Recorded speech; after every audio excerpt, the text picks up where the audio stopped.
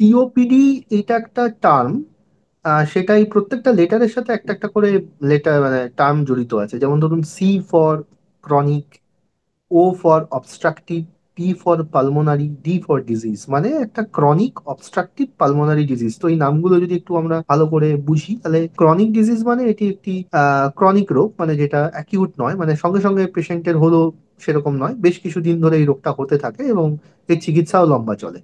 Obstructive মানে কোথাও একটা অবস্ট্রাকশন হচ্ছে। কোথায় অবস্ট্রাকশন হচ্ছে? সেই ফুসফুসের নালীপথে। যেমন অ্যাজমাতে ফুসফুসের নালীপথে অবস্ট্রাকশন হয়, সিওপিডিতেও ফুসফুসের নালীপথেই অবস্ট্রাকশন হয়। পালমোনারি মানে লাং, আর ডিজিজ মানে ডিজিজ। তো এবার একটা প্রশ্ন আসতে পারে যে অ্যাজমা সিওপিডির মধ্যে পার্থক্য কি? পার্থক্য খুব সূক্ষ্ম, কিন্তু পার্থক্যটা খুব বড়। সিওপিডিতে দেখুন একটা কথা লেখা আছে ক্রনিক এবং অবস্ট্রাকটিভ পালমোনারি ডিজিজ। এই সিওপিডিটা জেনারেলি ক্রনিক ডিজিজ হয় এবং সিওপিডিটা কিন্তু প্রোগ্রেসিভ হয়, মানে একবার যে অবস্ট্রাকশনটা হয়ে গেছে সেই অবস্ট্রাকশনটা কিন্তু পার্মানেন্ট। সেই অবস্ট্রাকশনটা আবার রিভার্ট করে নর্মাল লাঙে ফিরে আসে না। অন্যদিকে অ্যাসমা যদি আপনি প্রপারলি চিকিৎসা করেন, তাহলে অ্যাজমায় যে অবস্ট্রাকশনটা হয় বা ফুসফুসের নালীপথ যেটা ছোট হয়ে যায়, সেটা কিন্তু চিকিৎসা ঠিকমতো করলে আবার সম্পূর্ণ নর্মাল হয়ে যেতে পারে। সেক্ষেত্রে সিওপিডি আর অ্যাজমার মধ্যে এই সূক্ষ্ম একটা ডিফারেন্স আছে চরিত্রগতভাবে।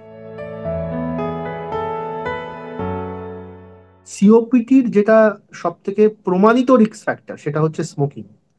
যে কোনো ধরনের স্মোকিং, আপনি নিকোটিন স্মোকিং বলুন বা অল্টারনেট স্মোকিং বলুন, মানে ক্যানাবিস, উইড, যা কিছু বলুন, যে কোনো ধরনের স্মোকিং, সেখান থেকে কিন্তু আপনার সিওপিডি হতে পারে। শুধু যে স্মোকারদেরই সিওপিডি হচ্ছে তা নয়, যারা এনভায়রনমেন্টাল টোবাকো স্মোকে এক্সপোজড, মানে ধরুন যাদের সেকেন্ড হ্যান্ড স্মোকার বলে, তাদেরও সিওপিডি হতে পারে। এবং কিছু কিছু অ্যাবনক্সাস গ্যাস রয়েছে, যেমন ধরুন কেমিক্যাল ইন্ডাস্ট্রিতে যারা কাজ করেন, যারা অনেক সময় কারখানায় কেমিক্যাল গ্যাস বা ফিউমসে এক্সপোজড হন, তাদের ক্ষেত্রে ওই অ্যাবনক্সাস গ্যাস বা অ্যাবনক্সাস ফিউমসের এক্সপোজারও কিন্তু সিওপিডি হতে পারে। এছাড়াও আরো অনেক কারণে সিওপিডি হতে পারে। তার মধ্যে রিসেন্টলি কিছু কিছু রিসার্চ করে দেখা গেছে যে পুরোনো লাঙে ইনফেকশন, বা ধরুন কারোর টিউবারকুলোসিস হয়েছে কখনো বা টিবি হয়েছে ধরুন বহু বছর আগে, তার ওই পুরোনো টিবির কারণেও ফুসফুসের কিছু গঠনগত পরিবর্তন হয় এবং এদেরও পরবর্তীকালে সিওপিডি হতে পারে, যেগুলোকে পোস্ট ইনফেক্টিভ সিওপিডি বলে। এছাড়াও ধরুন কারোর কোনো ব্যক্তির অ্যাজমা হয়েছে এবং সে অ্যাজমার চিকিৎসা ভালো করে করেন না। এই যে বললাম, অ্যাজমার ক্ষেত্রে চিকিৎসা করলে লাং একদম আবার নর্মাল হয়ে যেতে পারে, কিন্তু তিনি প্রপারলি চিকিৎসা করেননি বা চিকিৎসার সুযোগ পাননি। এবার যখন তিনি কিছুটা বয়স পরে আমাদের কাছে এসেছেন, তখন তার লাংটা এমন ভাবে বিহেভ করছে যে আমরা ওষুধ দেওয়া সত্ত্বেও লাং ফাংশনটা নর্মাল হচ্ছে না। তার মানে চরিত্রগতভাবে এই ব্যক্তির কিন্তু অ্যাজমা ছিল, কিন্তু অ্যাজমাটা এখন বিহেভিয়ার ওয়াইজ সিওপিডির মতো বিহেভ করছে, যেখানে লাংয়ের একটা প্রোগ্রেসিভ ড্যামেজ হচ্ছে এবং লাং ফাংশনটা নর্মাল করা যাচ্ছে না। তো মূলত এই চারটেই ভাগ আমি বলবো: একটা স্মোকার গ্রুপ, স্মোকিং গ্রুপ; একটা নন স্মোকিং অ্যাবনক্সাস গ্যাস এক্সপোজার বা স্মোক এক্সপোজার গ্রুপ; একটা পোস্ট ইনফেক্টিভ গ্রুপ; একটা পোস্ট অ্যাস্থমা বা অবস্ট্রাকটিভ এয়ারওয়ে ডিজিজ, সেটা পরবর্তীকালে গিয়ে সিওপিডি টার্ন নিচ্ছে, সেই গ্রুপ। মূলত চারটে গ্রুপ। এই গ্রুপগুলোই হচ্ছে সিওপিডির কারণ মূলত। সিওপিডির সিমটমস যেটা, মূল যেটা আমরা সিমটম, সেটা হচ্ছে নামের মধ্যেই যেটা আছে ক্রনিক। সেটা হচ্ছে এটি একটি ক্রনিক রোগ, কাজেই বেশ কিছুদিন ধরে রোগীর সিমটম থাকবে। মূলত সিমটম হচ্ছে কাশি, কাশির সাথে কফ বেরোনো, এটা ছাড়া শ্বাসকষ্ট, বুকে সাই সাই করে আওয়াজ হওয়া। এবং এই প্রত্যেকটা সিমটমই পেশেন্টের সারা বছরই টুকটাক করে থেকে যায়। মানে অ্যাজমায় যেমন হচ্ছে, ভালো হয়ে যাচ্ছে, মাঝখানে একদমই অ্যাসিমটমেটিক, কোনো সমস্যা হচ্ছে না, আবার সিজন চেঞ্জে বাড়াবাড়ি হচ্ছে। সিওপিডিতে সিজন চেঞ্জে বাড়াবাড়ি হয়, কিন্তু সিজন চেঞ্জে বাড়াবাড়ি ছাড়াও রোগী সারা বছরই এই কাশি, কফ বেরোনো, শ্বাসকষ্ট, বুকের আওয়াজ, সাই সাই আওয়াজ, এই সিমটম গুলো কিছু না কিছু অবস্থায় থেকে যায়। এইটা ছাড়াও সিওপিডি রোগীদের আরো কিছু সিমটম থাকে, কিন্তু সেগুলো নন রেসপিরেটরি সিমটম। যেমন ধরুন মাংসপেশির দুর্বলতা, বেশিক্ষণ হাঁটলে হাঁপিয়ে যাচ্ছি বা হাত পা দুর্বল হয়ে পড়ছে, এইগুলো সিওপিডির একটা সিমটম স্পেকট্রামের মধ্যে পড়ে। তবে মূলত রেসপিরেটরি সিমটম গুলো কাশি, কফ বেরোনো, শ্বাসকষ্ট এবং বুকে সাই সাই করে আওয়াজ, এইগুলোর মধ্যেই সীমাবদ্ধ। সিওপিডি দেখুন একটা ক্রনিক ডিজিজ। আপনি যদি লাইফ স্প্যান বলেন, তাহলে সিওপিডি পেশেন্টরা যদি ডায়াগনোসিস, জেনারেলি 40-এর ঊর্ধ্ব ব্যক্তিদের সিওপিডি আমরা ডায়াগনোসিস করি।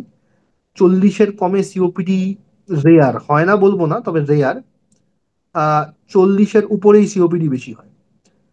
এবার এই 40-এর ওপরে যাদের সিওপিডি হচ্ছে, তাদের যদি ডায়াগনোসিস প্রথম অবস্থায় করা যায়, তাহলে অনেকাংশেই লাইফ স্প্যান বা একটা গুড লাইফ এক্সপেক্টেন্সি তারা পায়, নর্মাল লাইফ এক্সপেক্টেন্সিও পেতে পারে।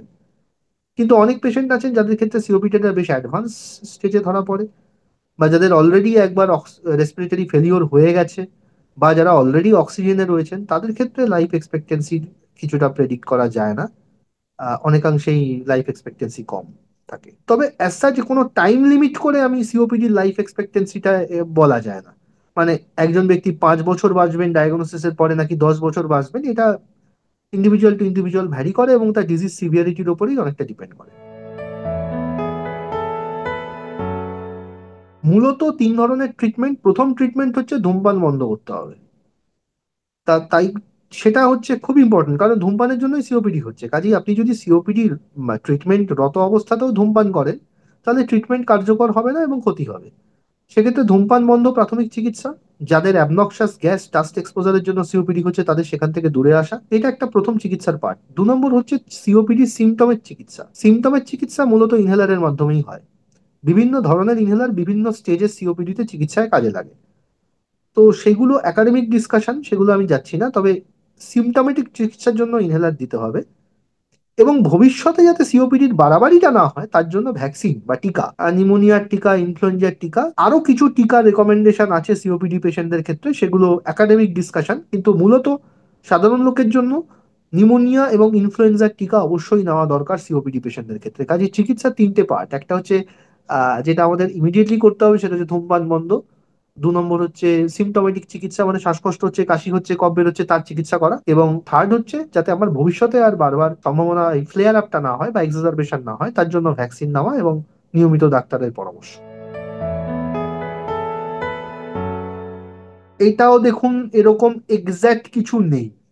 প্র্যাকটিক্যালি স্পিকিং, সাইন্টিফিক্যালি স্পিকিং, এরকম কিছু নেই। খাবার আপনি যে কোনো ধরনের খাবারই খেতে পারেন। তবে সিওপিডি পেশেন্টদের ক্ষেত্রে কিছু অসুবিধা হয়। যেমন ধরুন, এনারা বিশেষ করে যাদের সিভিয়ার সিওপিডি থাকে, তারা না ক্যালোরি ডেফিসিয়েন্ট থাকেন খুব। কারণ এনারা কন্টিনিউয়াসলি খুব হাঁপান, শ্বাসকষ্ট হয়, কাশি হয়, একটা রেসপিরেটরি মাসেল গুলো খুব বেশি কাজ করে, নর্মাল মানুষের থেকে বেশি কাজ করে, ফলে এনাদের ক্যালোরি রিকোয়ারমেন্ট বেশি থাকে। ফলে সিওপিডি পেশেন্টদের ক্ষেত্রে যদি অ্যাডিকুয়েটলি খাবারে সুষম খাবার না দেওয়া হয়, বা সুষম ক্যালোরি মানে অ্যাডিকুয়েটলি ক্যালোরি যদি শরীরে না থাকে, তাহলে কিন্তু তাদের সমস্যা হয়। 2 নম্বর হচ্ছে, যেটা জেনারেলি আমি বলবো, যে প্রত্যেক সিওপিডি পেশেন্টদের ক্ষেত্রেই কিন্তু ফ্রুটস বা সিজনাল ফল মূল খাওয়ার একটা গুরুত্বপূর্ণ ভূমিকা আছে। কারণ ফ্রুটস এমন একটা খাবার যেটার মাধ্যমে আমরা অনেক মিনারেলস, অনেক ভিটামিনস এবং বেশ কিছু অ্যান্টিঅক্সিডেন্ট পাই, যেগুলো একটা শরীরের জেনারেল ওয়েলবিং এর জন্য রেসপন্সিবল। জল, সিওপিডি পেশেন্টদের ক্ষেত্রে কাশি কফ যেহেতু বেশি হয় এবং অনেক সময় কফ খুব শক্ত হয়ে যায়, সেগুলো বার করতে ওনাদের কষ্ট হয়, সেক্ষেত্রে অ্যাডিকুয়েটলি জল বা হাইড্রেশন মেনটেন করাটা অত্যন্ত জরুরি।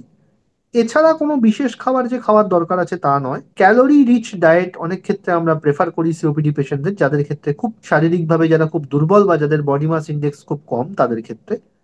আবার একটা গ্রুপ অফ সিওপিডি আছে যারা অলরেডি অত্যন্ত চেহারা স্থূলকায়, যেটাকে ওবেস বলি। আর এদেরকে ইংরেজিতে একটা সুন্দর টার্ম বলা হয় ব্লু ব্লোটার। এরাও এক ধরনের সিওপিডি, যেখানে তারা একটু স্থূলকায় হয়, একটু চেহারা ফোলা হয়। তাদের ক্ষেত্রে আবার একটা ব্যালেন্সড ডায়েটের খুব ইম্পর্টেন্ট ভূমিকা আছে। তাদের খুব এক্সট্রা ক্যালোরি দিলেও মুশকিল, তারা ওয়েট গেইন করবে। ফলে অ্যাজ সাচ খাবার খেয়ে আপনি সিওপিডি আটকাতে পারবেন না, বা খাবার খেয়ে সিওপিডির ফ্লেয়ারও প্রিভেন্ট করতে পারবেন না। কিন্তু হ্যাঁ, সুষম খাবার খাওয়া উচিত, এবং সিজনাল ফ্রুটস এবং অ্যাডিকুয়েট হাইড্রেশন, সেটা জেনারেল ওয়েলবিং এর জন্য, ওভারঅল ইমপ্রুভমেন্টের জন্য রেসপন্সিবল।